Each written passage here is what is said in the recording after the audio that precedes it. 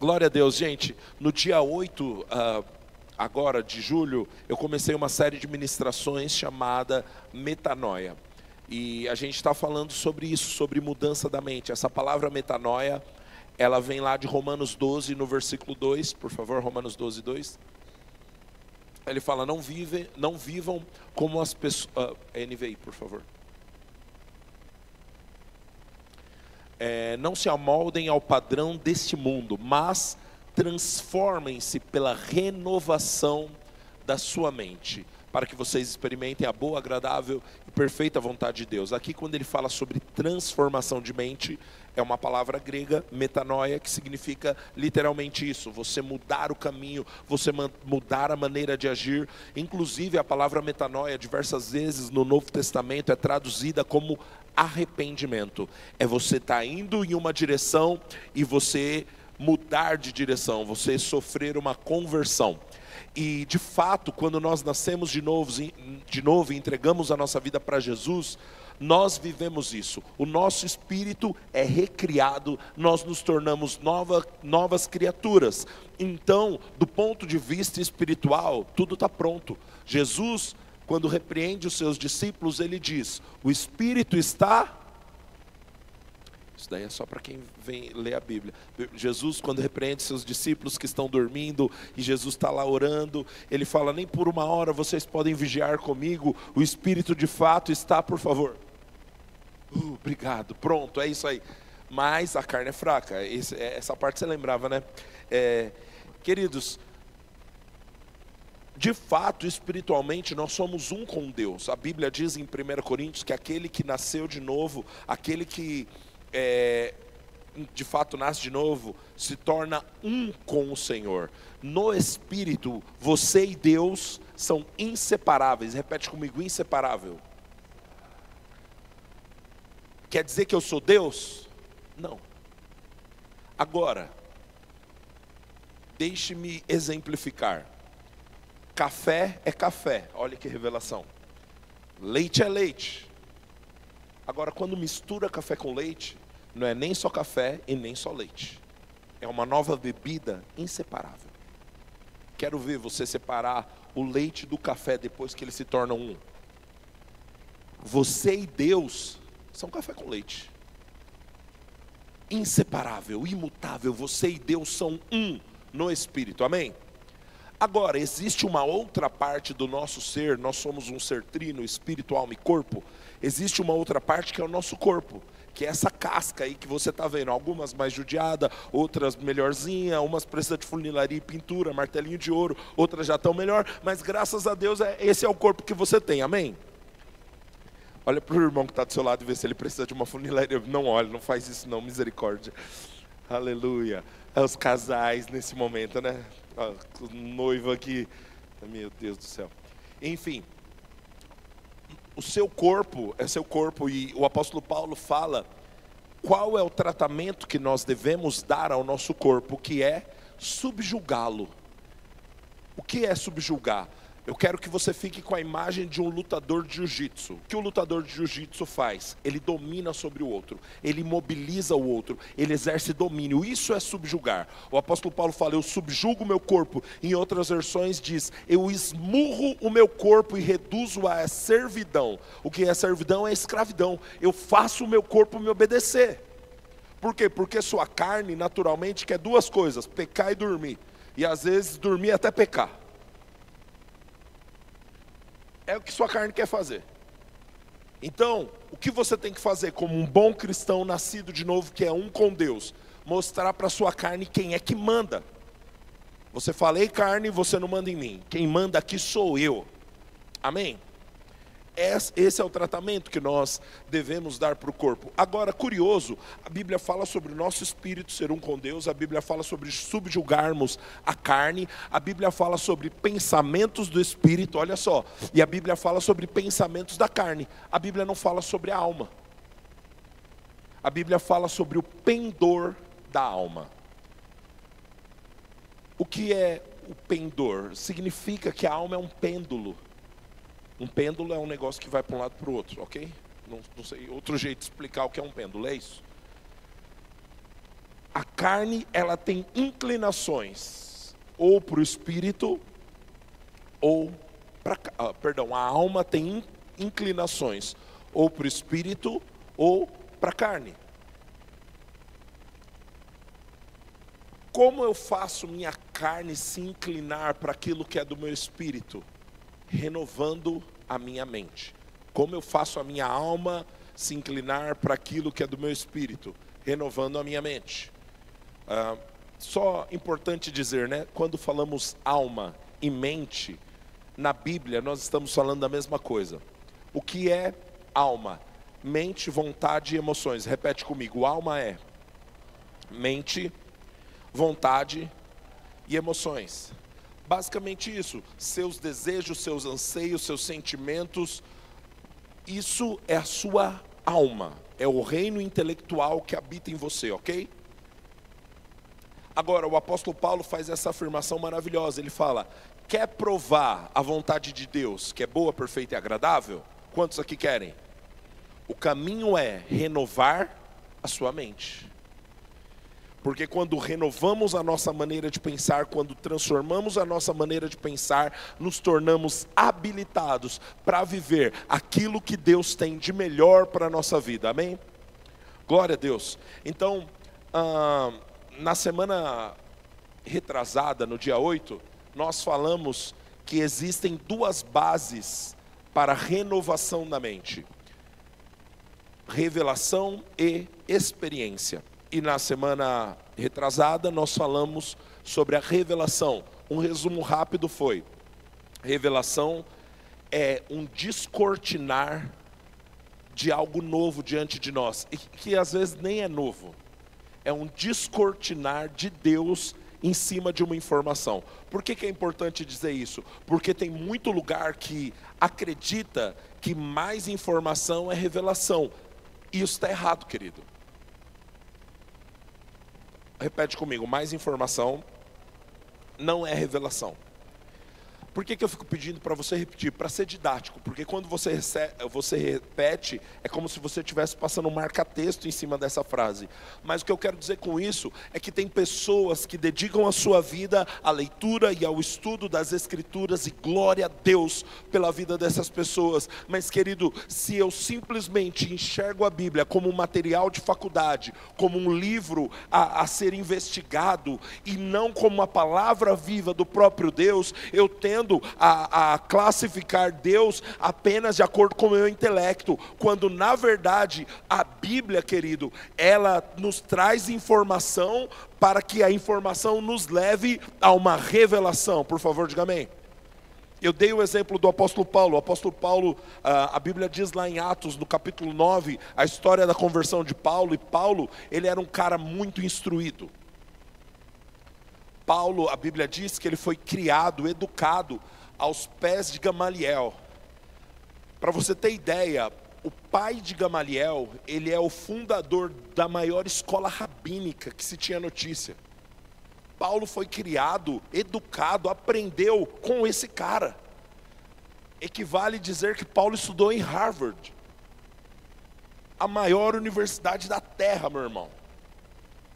Paulo foi educado lá, e lá ele era o cara.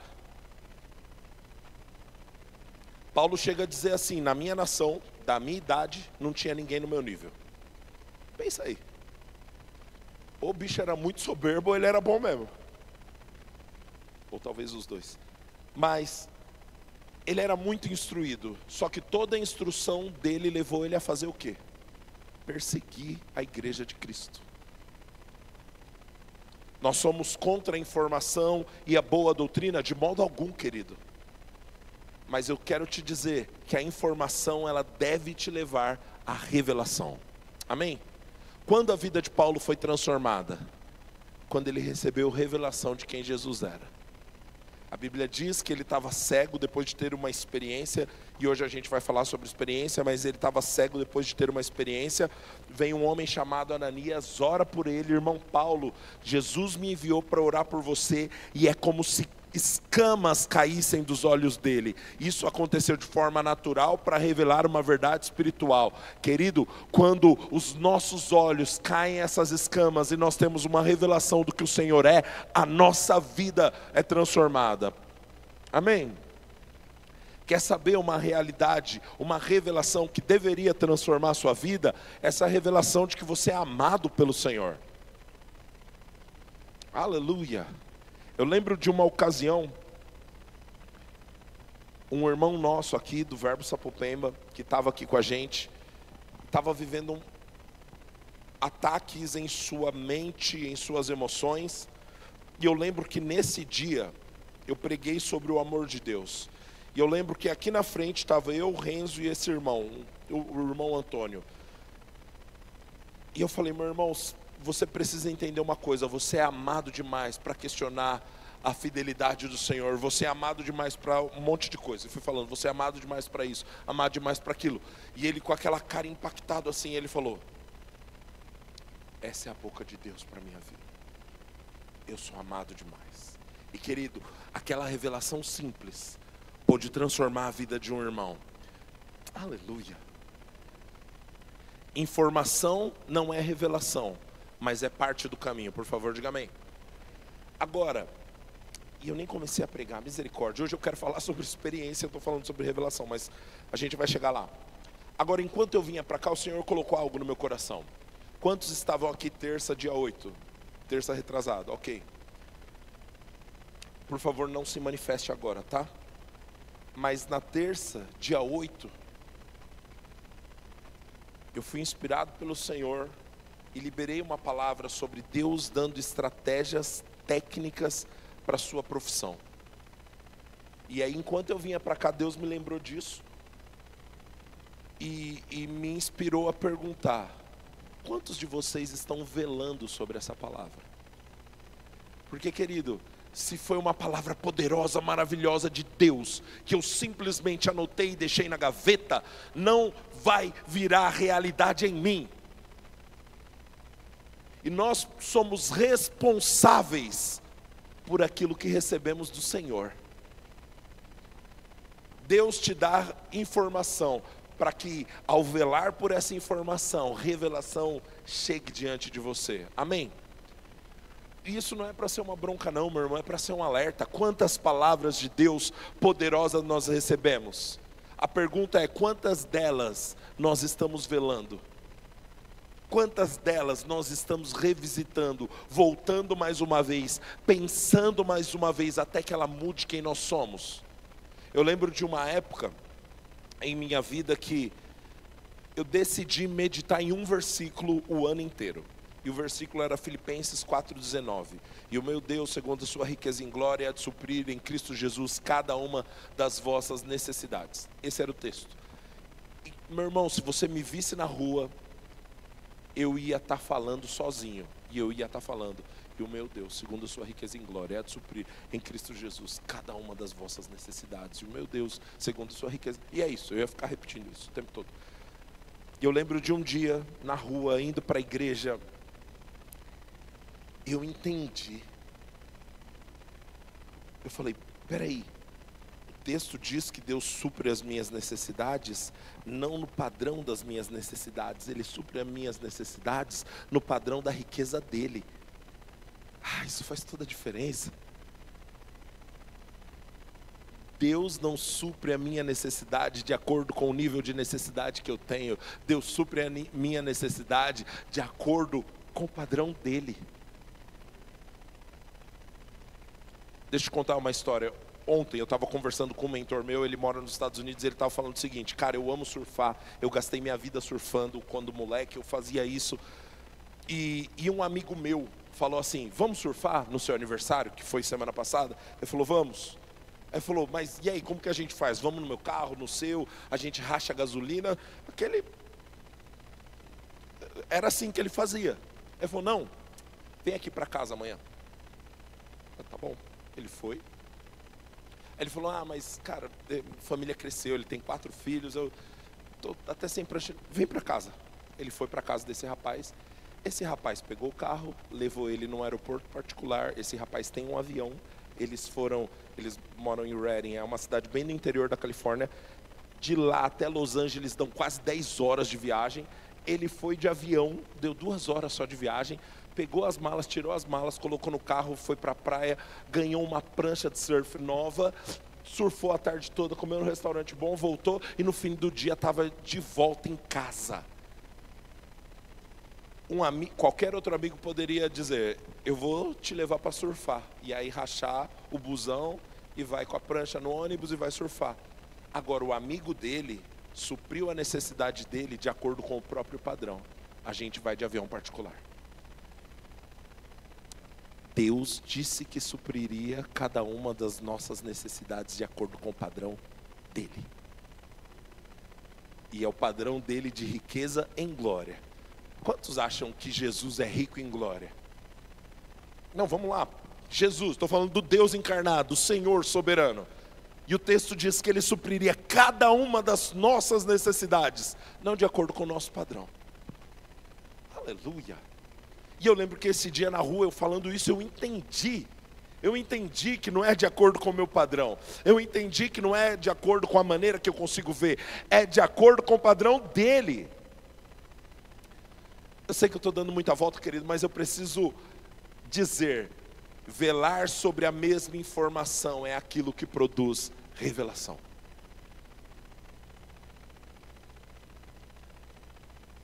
Eu acho que eu vou ter que pregar sobre experiência na semana que vem. Mas eu recebi do Senhor mesmo esse alerta. Quanto você tem deixado a informação do céu, a palavra de Deus, criar raiz no seu coração? Quantos aqui já receberam uma palavra de Deus? Seu trabalho é deixar esse negócio criar raiz no seu coração. O Senhor Jesus, na parábola do agricultor, ele fala, do semeador, perdão, na parábola do semeador, ele fala que tem um tipo de semente, e lembra que nessa parábola, semente é a palavra. Ele fala que tem um tipo de semente que não pode frutificar porque não cria raiz. Queridos, nós não podemos nos tornar colecionadores de boas pregações e boas palavras. Sabe por quê, meu irmão? Porque se eu não velo sobre aquilo que eu recebi de informação da parte de Deus, ao ponto disso se tornar revelação, a tendência é que eu me torne um soberbo senhor, eu já sei. Quantos aqui já conheceram um soberbo senhor, eu já sei? Ele não consegue ouvir uma ministração sem pensar, não, mas aí eu já sei. Não, eu já aprendi no remal. Para essa pessoa, não tem tanta esperança assim.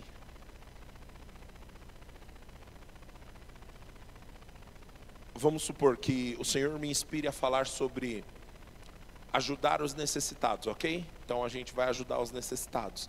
E aí vem uma palavra inspirada de Deus, a gente lê a Bíblia, a gente vê exemplos na Bíblia de pessoas que faziam isso, aquele exemplo daquele homem em Atos que nem era cristão, mas a Bíblia diz que as esmolas dele subiram diante da memória de Deus.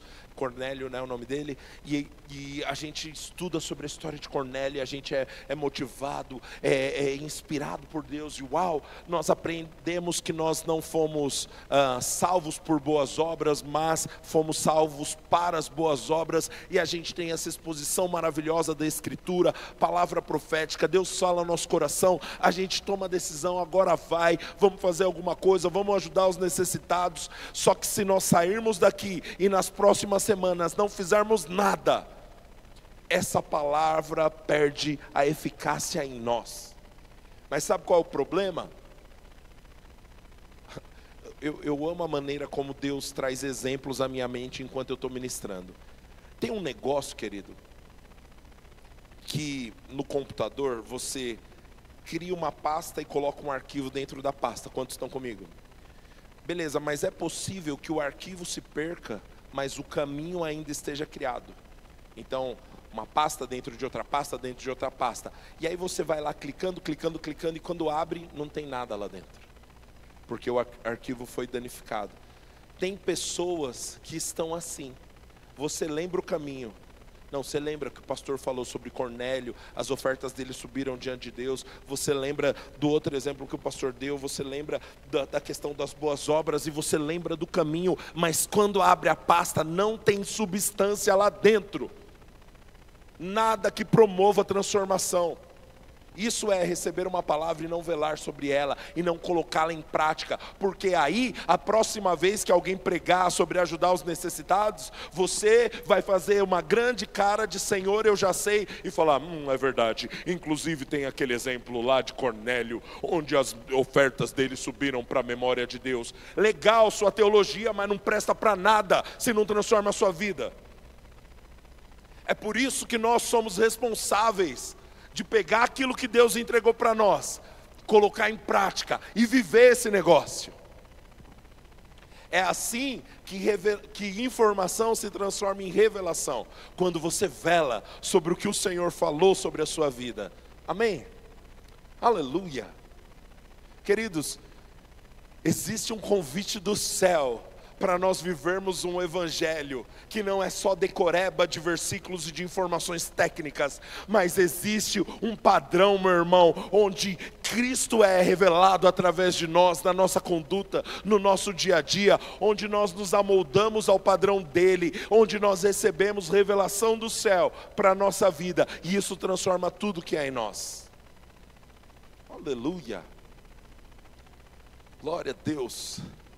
Sabe, meu irmão, eu percebo o Senhor nos convidando para viver nesse lugar.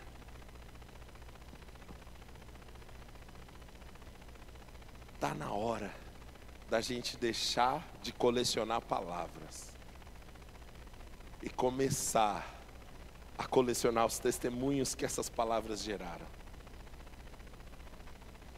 Aleluia.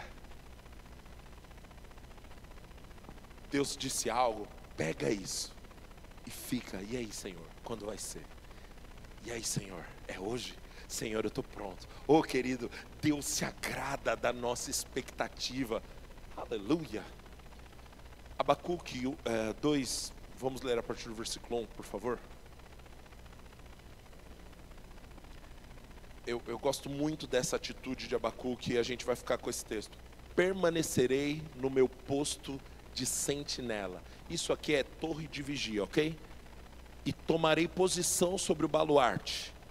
Aguardarei para ver o que ele, aqui está falando de Deus, dirá. E que resposta terei à minha queixa. Aqui no capítulo 1, Abacuque faz uma grande queixa. Mas eu amo a atitude de Abacuque. Eu vou ficar vigiando para ver o que Deus vai falar. Eu estou aqui de olho aberto, eu estou aqui acordado, eu estou pronto para aquilo que Ele vai falar. Aleluia. Eu lembro que na rua que eu morava, tinha um vizinho abençoado, talvez nem tanto, mas que tinha um pitbull. E às vezes, para terror das nossas mães, né, nós que éramos crianças, ele ficava treinando o pitbull no meio da rua. Por isso que eu falei, não tanto abençoado, né, mas amém. E aí ele pegava um pneu de moto e o cachorro mordia o pneu e, velho, já era. O bicho não larga mais. Você podia sacudir, jogar ele para cima, pro alto, o cara ficava girando, o cachorro não largava aquele pneu. E eu fico pensando que essa deveria ser a nossa atitude com as promessas de Deus. Deus falou. Aleluia. Deus falou. Senhor, foi o Senhor que falou. Senhor, não fui eu que inventei esse negócio não. E já que foi o Senhor que falou, eu vou ficar aqui até ver a manifestação. Tem que se manifestar, Senhor. A Bíblia diz daquela mulher viúva, que o profeta Eliseu vai à casa dela, e o profeta Eliseu profetiza que ela terá um filho, e ela tem um filho, e o menino está crescendo, e um dia do nada o moleque morre. E ela falou assim, eu vou ver o profeta. E foi atrás do profeta. E as pessoas perguntavam, e aí, está tudo certo? Ela, tudo vai bem. Porque ela falou, eu vou falar com quem resolve. Ou nós como crentes precisamos aprender isso. Você tem que parar de dar satisfação para todo mundo que está querendo simplesmente investigar a sua vida. Fala com quem resolve, quem prometeu é quem resolve. E aí ela falava, tudo vai bem, tudo vai bem. Até que chegou no profeta e fala, profeta, eu não falei, eu não te pedi filho nenhum, foi você que profetizou para eu viver isso. Aí o profeta fala, não, vou mandar o meu moço, vai com ele lá, porque Geazi vai lá, ele desenrola. Só saio daqui com você. Aleluia.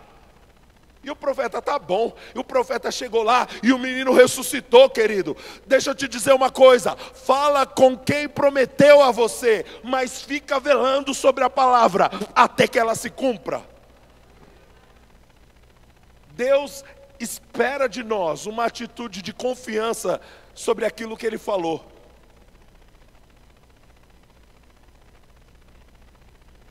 Glória a Deus. Ele já lançou a palavra dele. Agora é nossa parte velar sobre a palavra dele. Deus, foi você que falou. Deus, foi o Senhor que disse. Então eu vou confiar que o que o Senhor disse é verdade. E eu vou ficar confiando nesse negócio até que aconteça. Aleluia.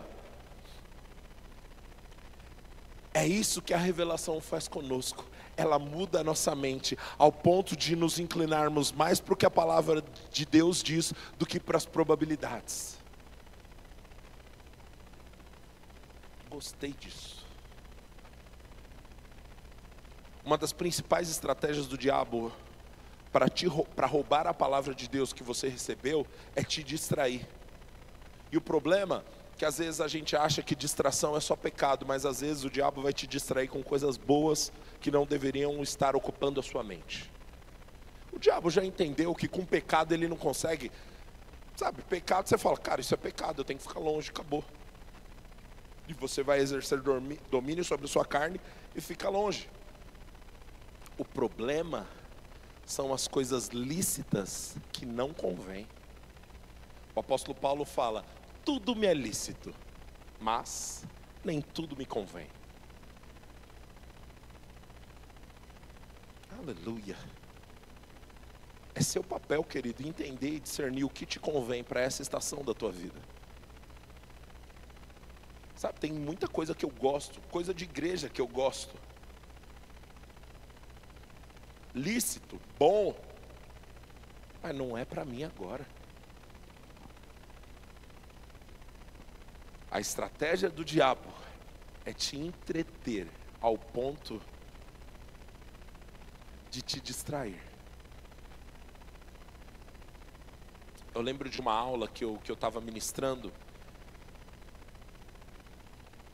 e eu falei que você distraído é tão ruim quanto você parado. E o diabo já entendeu que ele não vai te parar porque você é da fé, por favor, diga amém. Então, uma vez que ele sabe que não vai te parar, ele vai tentar te distrair. E aí eu falei, você distraído é tão ruim quanto você parado. E um aluno ali daquele ambiente disse, professor, não, você distraído é pior do que você parado. Porque você parado, você não causa acidente. Você distraído, você pode colocar a sua vida e a vida de outros em risco.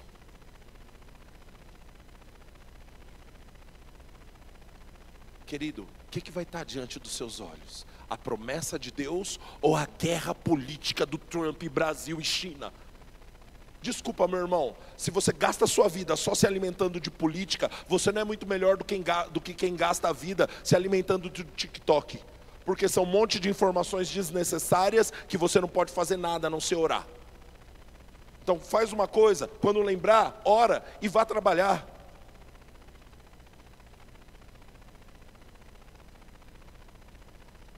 O diabo não vai tentar te distrair com coisas erradas, ele vai tentar te distrair com o que é lícito. O problema de você distraído é que você coloca a sua vida em perigo.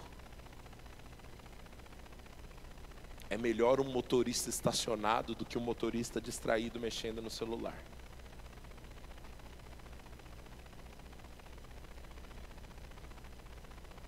Revelação vai se tornar resultado da sua atenção focada naquilo que Deus diz. Aleluia. Eu simplesmente olho para a palavra dele.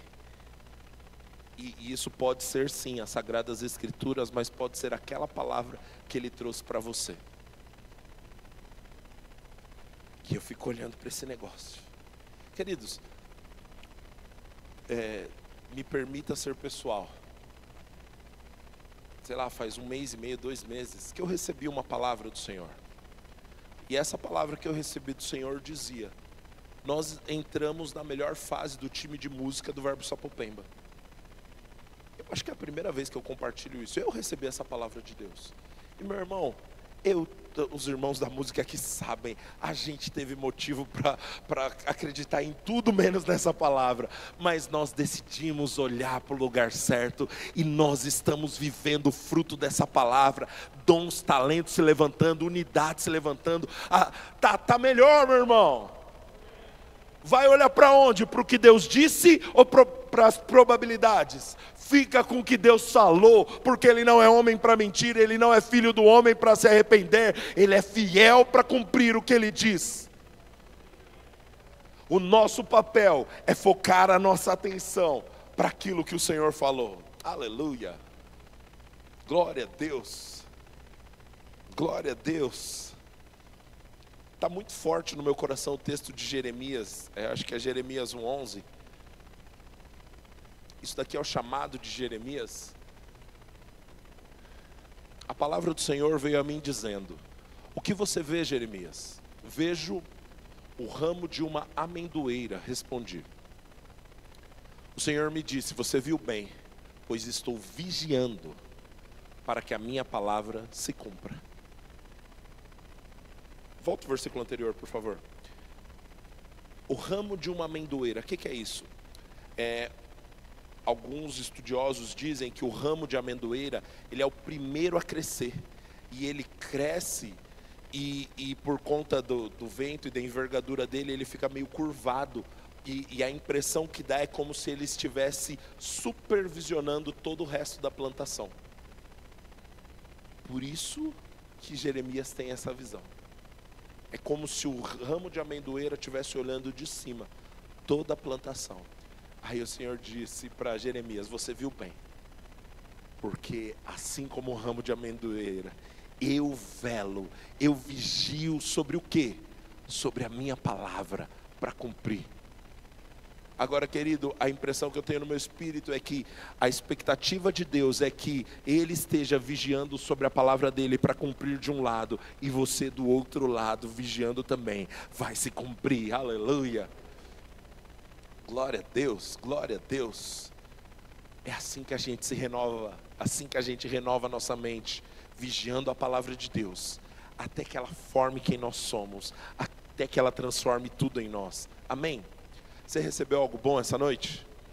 Glória a Deus, glória a Deus, aleluia. Semana que vem a gente vai falar sobre experiência como uma forma de vivermos essa renovação da mente, amém? Já que você falou um amém tão fiel assim, aí Deus vai fazer mesmo. Semana que vem vai ser sobre isso. Mas eu me surpreendi mesmo da parte do Senhor com essa palavra.